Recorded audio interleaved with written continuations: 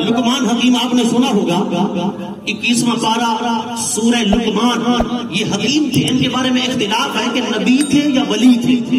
12 نبی ہونے میں اختلاف ہے لیکن ولی ہونے میں کوئی اختلاف نہیں. ولی تو تھے, ان کے نام پر رب نے پوری قرآن کی سورت اتاری جس کا نام ہے سورہ لقمان. سورہ لقمان. یہ حکیم تھے, حکیم, ان سے حکمت چلی.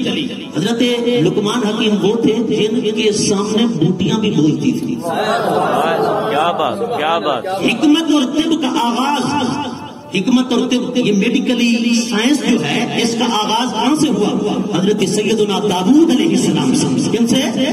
داؤد علیہ السلام نے طب اور حکمت کا آغاز فرمایا. حضرت داؤد علیہ السلام کا طریقہ یہ تھا کہ آپ جب جنگل میں جاتے ہیں نا, ادھر سے بوٹیاں ہیں, ادھر سے کچھ, وہ بولنے لگ جاتی. ایک بوٹی بولتی, اے داؤد میرے پاس آئے ہو, میرے خواص یہ ہیں, میری علامات یہ ہیں, میں فلاں بیماری کا علاج ہوں. وہ بوٹی خود بولتی تھی.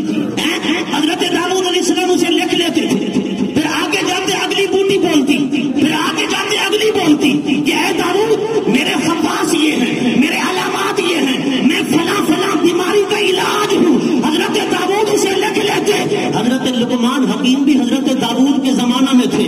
ایک مرتبہ حضرت لقمان حکیم نے اپنے شاگرد سے فرمایا, اے میرے شاگرد ذرا لوگوں میں اعلان تو کر, لقمان حکیم مر چکا ہے.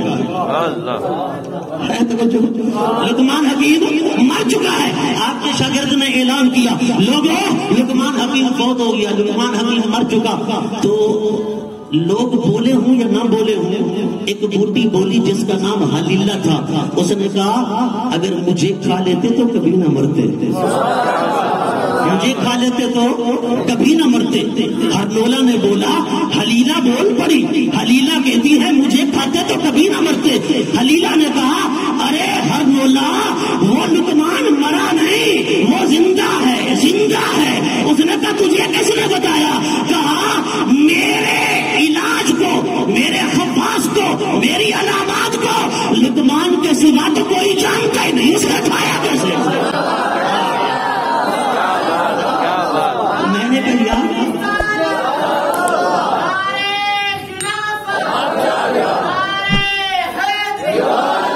میں نے کہا نبیوں کے سامنے یہ بوٹیاں بولے, ولیوں کے سامنے بوٹیاں بولے اور بتائیں ہم کس بیماری کا علاج ہے. میں نے کہا اٹھا 1400 سال تفاسیر کو, بوٹیاں بولی کہ نہیں